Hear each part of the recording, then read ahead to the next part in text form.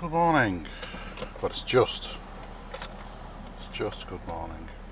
Yeah, it's nearly good afternoon, that's why. Oh, so I hope you're all having fun and going for a drive. I'm in Dublin at the moment, and I'm driving up to Drogheda, which is, I don't know, 60 kilometres from Dublin, north towards Belfast. Yeah. So it's a lovely sunny day today. Computer tells me it's 16.5 degrees. Does it get better than that? Just coming out of the estate. I have to be careful. There's the odd lunatic around, especially when there's not much traffic. Yeah, that bonging you can hear. It thinks the boot's open whenever I set off, but it isn't. If you want to know more, then yeah, listen to a previous episode. Boot to trunk, yeah, trunk of the car, yeah. Never could quite understand why the Americans call the boot a trunk, because the trunk is on the front of isn't on the front of an elephant, a trunk? Anyway, I suppose your trunk can be in the front, can't it? Maybe the position doesn't really matter. Anyhow. Yeah, so every so often you'll probably hear that bleep. I do apologise. I'm ordering the part. I'm getting one off eBay. I never buy anything off eBay, ever. I have sold the odd item on eBay, because I do trust myself. But I'm not very, that's a big concern over eBay, I always have. It's completely unjustified, of course. But anyway, I'm gonna buy the part. It's used, which concerns me a little bit, because I think it's the failure of the one I have, the lock on the boot lid, is not because it's been used a lot. It's because it hasn't been used much, I think. And it's been in the lock position for a long time and all the rest of it. So, you know, a used part, if it's roughly the same age, I have the concern that it's got the same problem, you know, or will have the same problem. But it's €25. That's not much. I think the BMW part's 100. If BMW were to fit the bloody thing, you're talking another 100 easily. The car does need a service. I'm not going to BMW to get it serviced. There is actually a car place I've got my eye on, who do like BMWs and German cars, and diesels as well, like of this ilk. I haven't got round to getting in there yet, but I will. They'll also be able to look at my EGR system. They're experts apparently in turning it off and giving you back the power that was taken from you for the environment. Now, they're not suggesting the emissions go up, you understand, but yeah, they can turn it off anyway, and that's one part of my engine that isn't functioning properly. I know that, so it can only be good, like, you know. So just pulling out in front of a very large wagon. I realise how low to the ground I am when I'm near a big wagon. It's all right. I'm off. I'm in the middle lane of the M50 now, heading north. So yeah, it's a lovely day. I had a chat with Alexa earlier on, and she did say that it's going to be sunny with the odd bit of cloud. No mention of rain, and I think that's always good. I don't mind the odd cloud. I think they look great, clouds. You know, when there's a few of them, maybe not the big black rain clouds. I know when I fly, I do like that moment where you break through the clouds and you climbing or whatever, or cruising. I suppose you go up to a cloud system of some sort, and you come out and it's lovely sunshine. It's always sunny up there, you know. In some ways, I think that's one of the big positives to being a pilot. You get that every day. Wow. But then again, if you get it every day, is it such a big deal anymore? Oh, look, it's sunny again. Yeah, I don't know. I mean, when I lived in Spain, it was sunny most days. I think 350 days a year. Part of Spain I lived in the southeast, very dry part of Spain, and it sort of it wasn't a thing you talk about anymore. Really, it was just there you go. But it was nice to do things outside. I miss that. I'm a big fan of the barbecue, the old Barbie. And any opportunity during reasonable summer months in Ireland, I will have it out. Get the barbecue out the back garden and have a go. Obviously, if it's ridiculously torrential rain, I won't. But if it's just a bit of rain, I don't mind too much, and I'm not going to melt. As long as it's not too cold, I'm happy enough. And plus the barbecue warms you up, of course, doesn't it?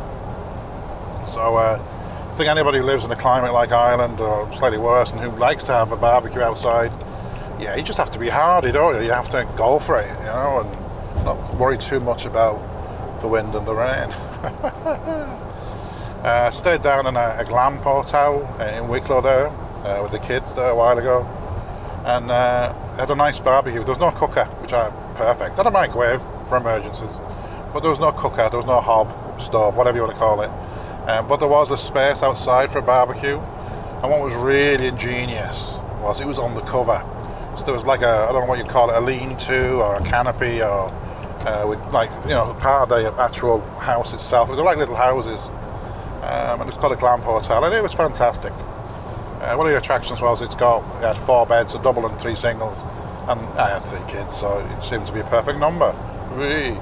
And it was quite nice, and you know, the weather was okay. I think one day with the rain was just incredible. It was terrible, and still being able to barbecue was just perfect. So it was most agreeable. Yeah. So I'd recommend anything like that. You know, the outdoors, get outdoors. And I know there's been a study in Ireland that old people over a certain age, interestingly, who don't live in Dublin, who live, so we call it down the country. If you don't live in Dublin, that's down the country. There's a few other choice phrases as well that sometimes used, but usually old people who live down the country, they don't get enough sunlight. And I think it's vitamin D. It's just vitamin D, isn't it? I think you get from sunlight. They're actually deficient in it. And all you need is 10 minutes of like sunlight. And it doesn't have to be like bright sunlight a day. All you need is 10 minutes. And to think there are people in this country today, some of the most vulnerable in society, who are not leaving the house very often. You know, I think it's terrible. You know, and I mean, it is a harsh climate at times. I do say how mild the climate is. If you're in the west of Ireland, it's a lot of rain. You know, it can get really cold in the Midlands. You know, so it can be very harsh, and you have to be very hardy, I think, if you live in that part of the world. I find Dublin's a lot more milder. We've sort of protected in some ways, I suppose, because where we are located, you know, on the Irish Sea there, and obviously we're on the eastern coast of Ireland. So, but yeah, it's awfully sad, I think, and I think there's a combination of things going on as well with the older people down the country. It's quite a sparse population, apart from the cities. Once you get outside the cities, you know, people are distributed, you know, widely, you know, around the country, quite remotely in some cases. It reminds me a lot of France, actually, because France has a lot of similarities. Obviously, France is a lot bigger, but it's got like, you've got the sense, the big cities like Paris, you know, Nice, you know, and all the rest of it. But they're just the first 2 that came into mind, interestingly enough. I know there's lots more. But then you have a huge part of the country, which is, you know, literally countryside. There's, you know, Spartan, there's villages, but they're really, really spread out. Because I was talking to someone the other day, interesting, I was talking about Spar. I don't know if you heard of Spar. They're a chain of like, I suppose you call them grocery stores. They're all like independents, but the franchise is called Spar. That's S-P-A-R. And I was talking about where they came from, because they have quite a great selection of products, these places. You know, they have all the essentials that you need. And it turns out they started in France. And I remember when I was in France there many years ago, 20 odd years ago, might have been back since, but when I was in France 20 odd years ago, I was actually in the countryside working in a factory. I remember the drive back to Paris, and all the little villages going through, obviously not going on the main roads. And, you know, they were everywhere. You know, that was basically how people got the stuff. I mean, you know, these huge supermarkets and shopping malls, they work if you're near population centres. You know, they're a fantastic idea. But when you're you know, a very sparse distributed population, it can be a long journey for people to go on, you know, and especially one of the things that's interesting about Ireland, maybe not in a good way, we import a lot from the UK. The UK, the United Kingdom, is our biggest trading partner, and a lot of fresh food comes from the UK, cereals, things like that you know, are brought into Ireland, because we have some of the UK chains, like for example Tesco's, And you know, when you see the dates on these things, the use by or the sell by dates, you can see that they're a lot shorter than you'd get if you was in the UK. And this is for obvious reasons. This is the transport on it from UK to Ireland can take a couple of days. You know, the ferry, the road transport and everything else. So you're losing time, and it's not good. I mean, it's that way where you're buying products, and if you don't eat them in time, they're going in the bin, But and that's one of the fears with Brexit, is that the supply will stop. And if it's a very short refresh, that we don't have like big warehouses stocked full in Ireland, which we don't for lots of products, then it very quickly, can be cut off, and you can see shortages. And I think there are some items that have been identified as being, shall we say, at risk in the event of a no-deal Brexit, and it's quite scary, And I think at this stage we still don't know what's happening. I mean, where are we now? Towards the end of September, and the end of October is the deadline. Well, at the moment, it's a no-deal Brexit. There has a law been passed in the UK that's meant to make it illegal to leave the EU without a deal, but that doesn't seem to faze Boris Johnson at all. So we'll see what happens. It's one of those things, isn't it? Some things happen you can't change, you have no control over, and you have to accept. And it's just sometimes how it is, isn't it? So I'm still on the M50. I'm just passing the N2 road. It goes to Derry. Ultimately, it goes to Derry. It's also known as Londonderry, and that's all in a family size can of worms. This side of the border, we call it Derry. The reference to London, the Londonderry, it's sort of interesting. It's been called Londonderry for probably 700-800 years, maybe 700 years. And I suppose it was some of the early, whatever you want, planners, town planners, councillors, had a lot of help from London, from businesses, I believe, in London, and a lot of investment and things like that. And have a nod to them. The prefix Derry with Londonderry, with London, so it's Londonderry. Obviously, this side of the border, then any connections to the UK like that are quite offensive. So whenever you're in the Republic of Ireland, you'll see term Derry, which you could argue is its proper name. I mean, it's an awful long word, isn't it, Londonderry? But when you're over the border in the north there, you can see Londonderry everywhere. And I do feel sorry for some of the buses and stuff that go backwards and forwards, the Ulster bus from the north and CIE, whatever, from this side, where they don't know what to do with it. What do you call this without upsetting somebody, I think L Derry seems to be quite a popular one, L/Derry, like an abbreviation, and it's a halfway house, isn't it? But the history with these things, and you can, there's reasons why people, get upset and are, offended by some of these things. And it's, it's part of the culture and everything else. It's interesting anyway, But Derry, anyway. I do remember many years ago, I think about 25 years ago, I flew into Scotland. I'm trying to remember how I flew there now. I flew from Manchester. I landed in Edinburgh. I didn't get off at Edinburgh. I stayed on. And I got off somewhere else. I think it could have been Dundee. I think I got off in Dundee. I can't really remember. It was a long time ago. I think it was Dundee. But I remember then I hired a car in Dundee from the airport, and I drove to the northern coast of, one of the northern coasts, because there's a few in there from Scotland. The lower one, the one that's sort of in line with Inverness, to a place called Banff, B-A-N-F. I think it's one F, it could be two. A little coastal village, really. And I remember as I was driving along, I remember signs about them wanting Scottish independence. At that time, there was no Scottish government or anything like that. It wasn't devolved or anything. It was interesting to see, references to giving Scotland back to the Scottish, and because a lot of people, London's a long way away. They have a completely different environment in London compared to Scotland, and I think there's always a feeling that they wasn't in control of their destiny and their own country, So I remember seeing that, and I suppose in some ways they have got it now, haven't they? They've evolved. got their own parliaments. They can decide on most things. So it's interesting anyway. I think the model's a little bit like the EU, isn't it? I mean, people think the EU are in charge of everything, but it's a nice way to have some standardisation, some centralisation of things across the whole of Europe for the good of every country in Europe. And it is, and it does help. And it's unfortunate that some people can't really see that for various reasons. Intelligence being one of them. But yeah. Anyway, yeah.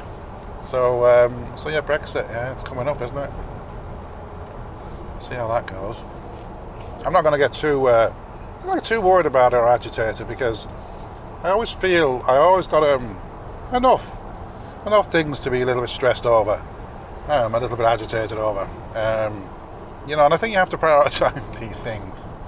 And I think if you're the sort of person who gets real angry over Brexit and it consumes you, then you need to find other things to get worried about, I mean, things I'm thinking of at the moment, things that priorities for me are around, financials, making sure I'm earning enough money, making sure I'm doing the jobs I should be doing, that I'm working for the companies I should be working for, and thinking about my own health as well, how much I work, how much sleep I'm getting, health-wise, mental health, physical health, I won't be able to work for anybody if I'm dead, will I? But, yeah, there would be a big payout, though, if I was.